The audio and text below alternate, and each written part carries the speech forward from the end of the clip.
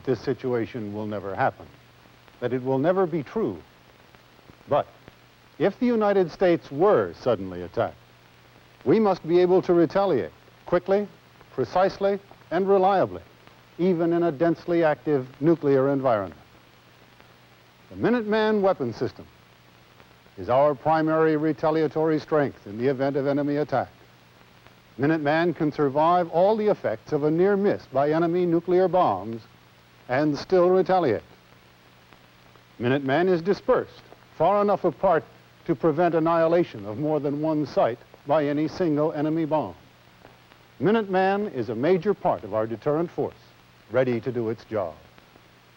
If Minuteman is to continue as a successful deterrent force, we and the enemy must know it will survive, no matter what nuclear attacks are used against it. Protecting Minuteman with all its systems and subsystems is called hardening, and is the complex job of the Vulnerability and Hardness Division of the Space and Missile Systems Organization.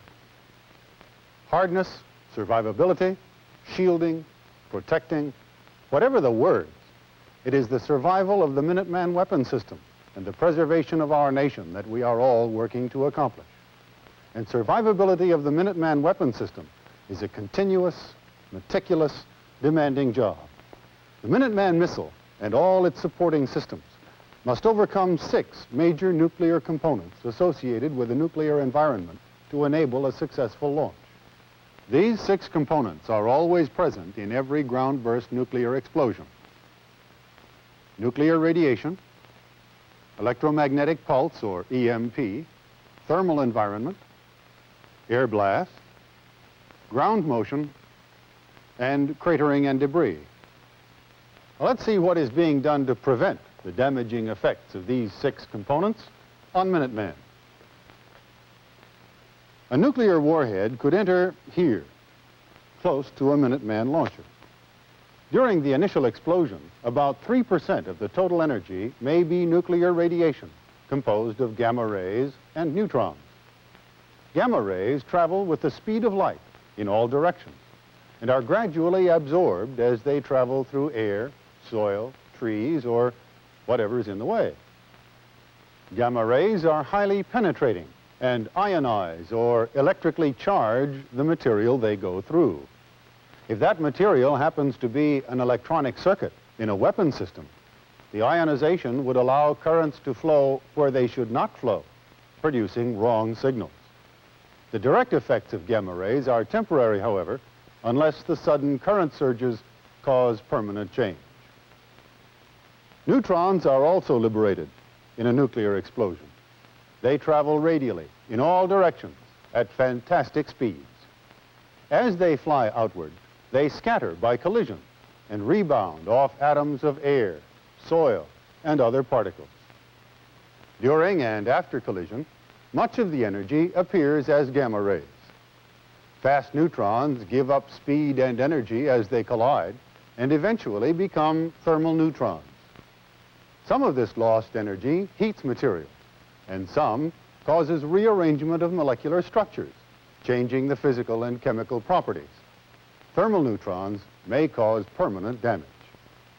Gamma rays and neutrons in nuclear radiation are among the first components to be overcome in the nuclear environment.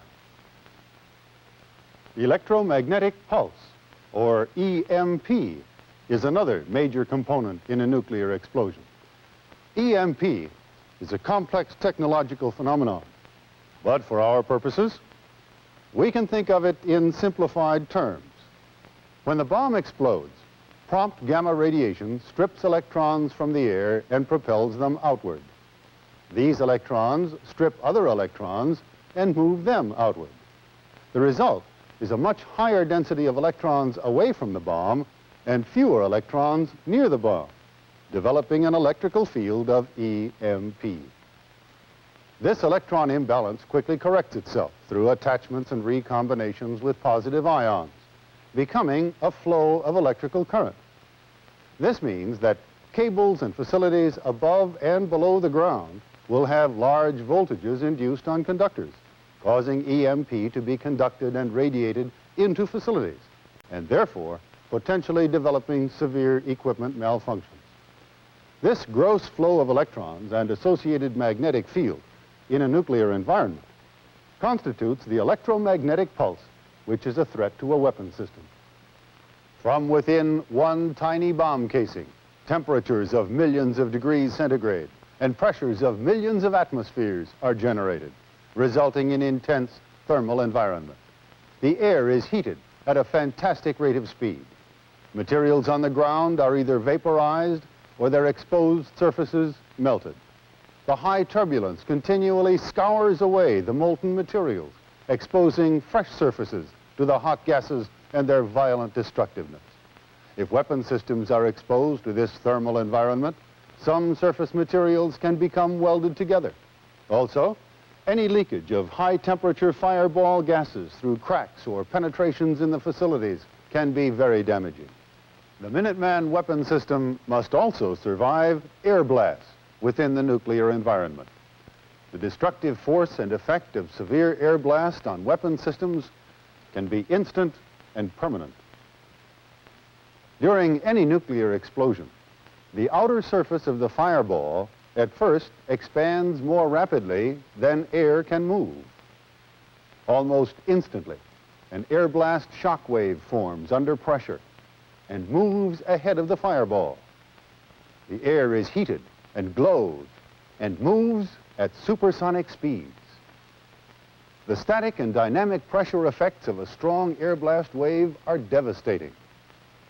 Dynamic pressure downs buildings, antennas, power lines, fences, and rolls things end over end as though the wind had suddenly begun to blow thousands of miles an hour.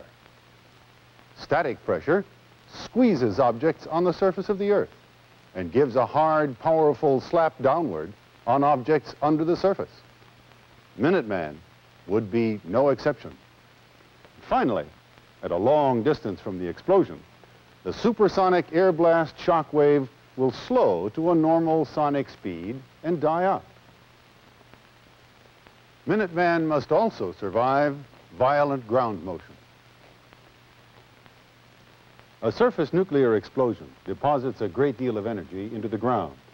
This compression shock wave of energy moves swiftly. It travels downward and in all directions throughout the layered soil and bedrock, creating direct induced ground motion. The air blast also independently generates severe shock motion in the ground.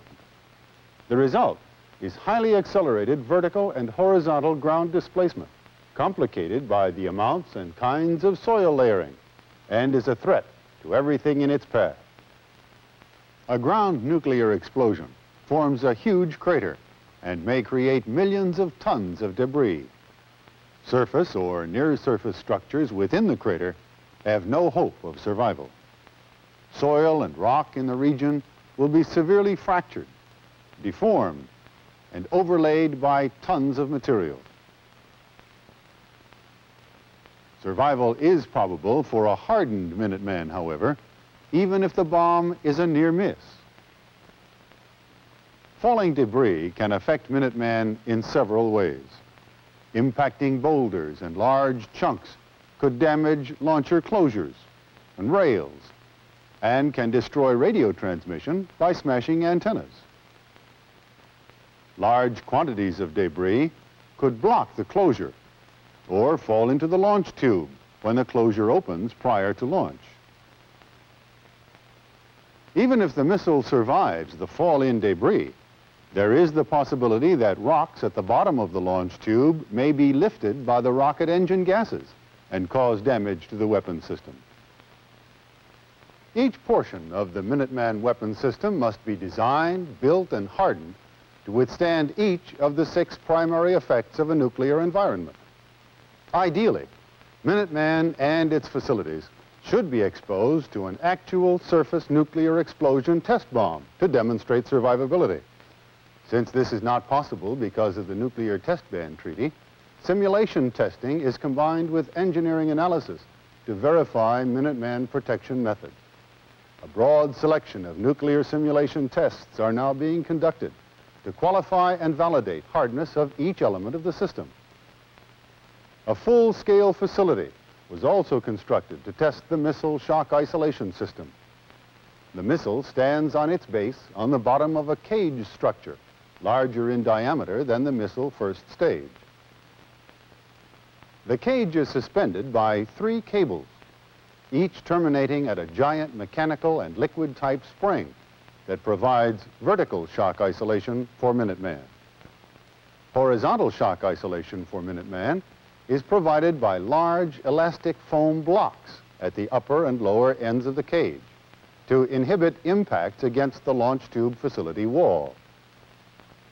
At the top of the missile cage, 6 curved suspension units hold Minuteman centered in the cage in an upright position. Foam cushions press against the missile unit just before launch when they pivot away, leaving the missile free-standing on its base and ready to go. The Minuteman motor generator set is also essential to missile launch and must be made to survive. Located on the launcher equipment room lower floor next to the launch tube, the unit is a rugged 400-cycle generator integral with 2 motors mounted on rubber shock isolation blocks. Power to the unit is commercial or diesel or batteries in an emergency. And this is a shock test of those batteries. 4 high-explosive simulation technique tests called HEST tests were conducted to match the pressure and time of the air blast wave on a Minuteman facility located a certain distance from a nuclear explosion. Primacord was the energy source. A 300 by 300-foot room was constructed above a Minuteman facility. Numerous columns supported a roof 10 to 12 feet high and a soil layer 15 to 20 feet thick.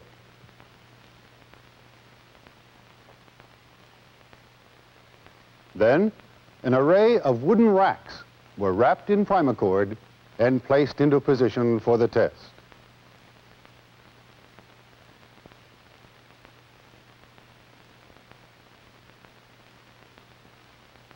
When everything was ready, the count began, and the primacord was detonated. Confined pressure from the explosive filled the room and had to lift the heavy soil overburden out of the way. This took time, and by tailoring the shape of the room, the amount of soil layer, and the amount of explosive, the downward pressure simulated the static overpressure and air blast-induced ground motion of a nuclear explosion. Survival of Minuteman requires that each element of the system be able to endure exposure to the total nuclear environment. Failure of any launch essential element of Minuteman because of the effects of any portion of the total nuclear environment will make the Minuteman weapon system vulnerable and unable to complete a successful launch. Hardness is a painstaking requirement. The encouraging success of the Minuteman Hardness program has led directly to the current Minuteman upgrade program. Hardness is an ongoing requirement, and it requires careful, ongoing attention. Each item of Minuteman equipment must be qualified by thorough analysis or tests, or a combination of analysis and testing to establish a go condition in the total weapon system. Minuteman validation tests are conducted on critical components to explore the degree of inherent hardness they contain above the required design level. And Minuteman demonstration tests are conducted for major subsystems with all electronic devices turned on and operating. Minuteman is the primary weapon system that protects us. The goal of the Minuteman weapon system hardening program is to shield that system from the lethal effects of a nuclear bomb attack. Minuteman must always be ready. We don't know how advanced the enemy's technology will become. What is certain is our need to survive those advancing technological changes. This is the continuing job, the steady, consistent challenge within the Minuteman Hardness and Survival program.